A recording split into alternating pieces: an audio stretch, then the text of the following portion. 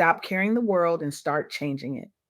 Good evening, everyone. Welcome to the Soft Girl Era podcast, where we unlearn survival, rediscover softness, and reclaim the joy, rest, and freedom we deserve without guilt, without apology, and without explanation. I'm your host, LeAnne Dolce, pronounced Dolce, like sweet softness whispered in French, and I am your guide from burnout to boundaries, from doing to being, from strong to soft and loving every second of it. Tonight, I had the profound honor of sitting down with Emarie Hagen, a visionary leader, an advanced level facilitator, and the founder of Project N.O.I.S E, which stands for No One is Exempt.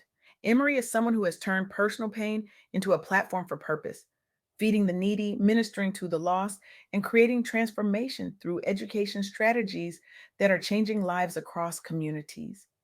Emarie's work is a testament to the power of personal responsibility, compassion, and the radical belief that everyone, no matter who they are or where they come from, deserves empathy, support, and a chance to thrive. And tonight, I want to share with you the insights, the wisdom, and the transformative ideas that Emarie brought to our conversation. Because what they are doing is not just making noise, it's making history. Let me ask you something. How many of us have been taught that taking responsibility for our lives means carrying the weight of the world on our shoulders? How many of us have been told that strength means never asking for help, never showing vulnerability, never admitting that we are tired, that we are hurting, that we need someone to hold us up for a change? We have been conditioned to believe that personal responsibility is synonymous with self sacrifice. That to be responsible means to give until we have nothing left, to serve until we are empty, to lead until we collapse. But what if I told you that personal responsibility is not about carrying the world? What if I told you that personal responsibility is actually about becoming the expert on your own life, your own experiences, your own needs, and your own healing? What if I told you that the most responsible thing you could ever do is to take ownership of your journey, not so you can carry everyone else's burdens, but so you can transform your own life and in doing so, create a ripple effect that transforms the lives of others? This is the first insight that Emarie shared with me, and it is a game changer. Personal responsibility is an act of empowerment. When you embrace personal responsibility, you are not just taking control of your circumstances, you are reclaiming your voice, your power, and your right to define what your life looks like. You are saying, I am the expert on my own experience, and I have the authority to make decisions that honor my well being, my values, and my vision for my future. And here is the thing, when you take ownership of your journey, you open the door to transformation, not only for yourself, but for others who may be walking a similar path. You become a living example of what is possible when you stop waiting for permission, stop waiting for validation, and start trusting yourself to lead the way. Let me tell you about Rachel Cargill. In 2018, Rachel had a birthday fundraiser, and what she discovered was overwhelming. She discovered that there was an urgent, desperate need for mental health support in the Black community, particularly among Black women and girls. So many of them were facing barriers to accessing therapy, barriers like cost, stigma, and a lack of culturally competent providers who truly understood their lived experiences, their histories, their pain. Rachel could have looked at that need and said, that's too big, that's too much. I can't fix that. She could have walked away. She could have convinced herself that someone else, someone with more resources, more connections, more power, would step in and solve the problem. But instead, she took personal responsibility. She said, I see this need. I have lived this experience, and I am going to do something about it. And so she founded the Loveland Foundation, and she created the Therapy Fund, a fund that directly pays therapists on behalf of Black women and girls, making therapy affordable and accessible. To date, the Loveland Foundation has raised over $5 million dollars and has provided free or discounted therapy to thousands of Black women and girls across the United States. Thousands. That is the power of personal responsibility. That is what happens when you take ownership of your lived experience and turn it into a platform for change. But here is what makes this even more powerful. Rachel didn't wait for the system to change. She didn't wait for someone to give her permission. She didn't wait for the perfect moment or the perfect plan.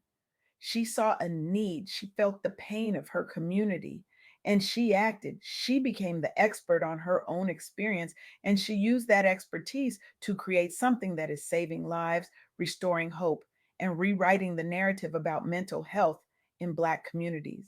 But here's where it gets even more profound. Emory reminded me of something that we often forget. Your pain can be a platform for purpose. Difficult and painful experiences, the kind that leave scars, the kind that keep you up at night, the kind that make you question whether you will ever be whole again. Those experiences can become the foundation for a powerful, meaningful, world changing impact. When you channel adversity into action, when you take your pain and transform it into purpose, you create something that is bigger than yourself. You create a legacy, you create a movement, you create hope for people who are still in the darkness, still wondering if they will ever see the light. Let me tell you about Kimberly Bryant. Kimberly is an electrical engineer, and one day she noticed something that broke her heart. She noticed that her daughter's computer science classes were almost entirely devoid of diversity. There were no Black girls, no role models, no representation.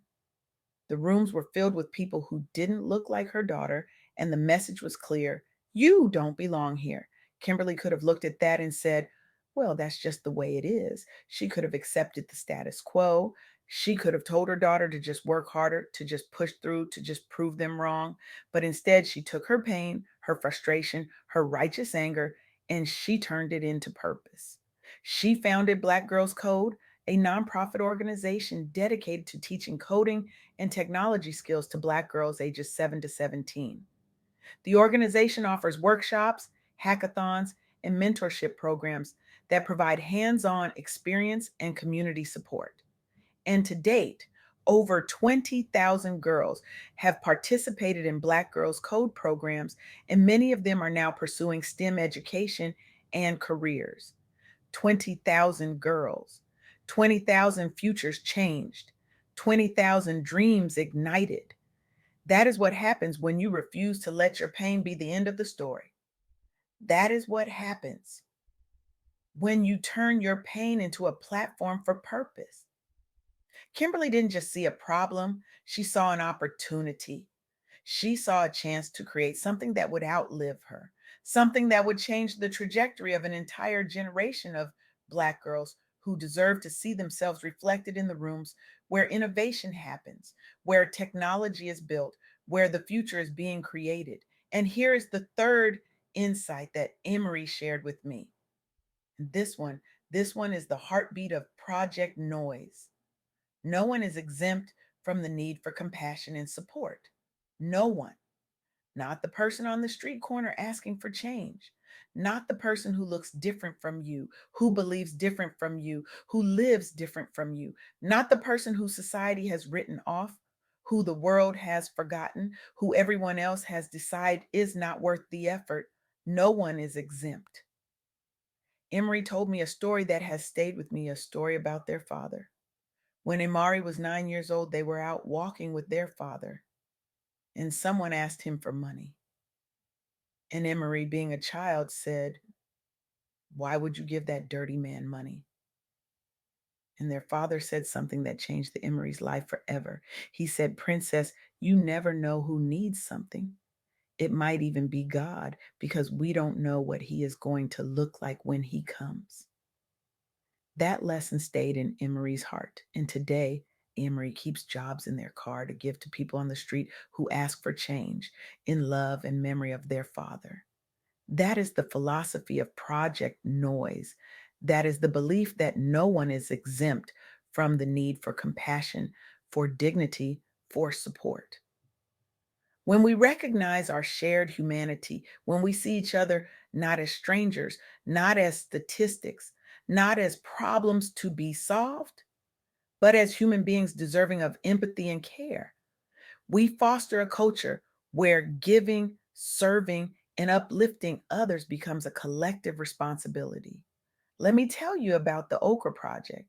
The Okra Project is a grassroots collective that provides home cooked healthy meals to Black trans people experiencing food insecurity. Black trans individuals often face intersecting challenges of poverty, discrimination, and lack of access to nutritious food. They are among the most marginalized, the most vulnerable, the most forgotten members of our society. And the Okra Project said, no one is exempt. They hired Black trans chefs to prepare and deliver meals directly to those in need, creating both employment and nourishment.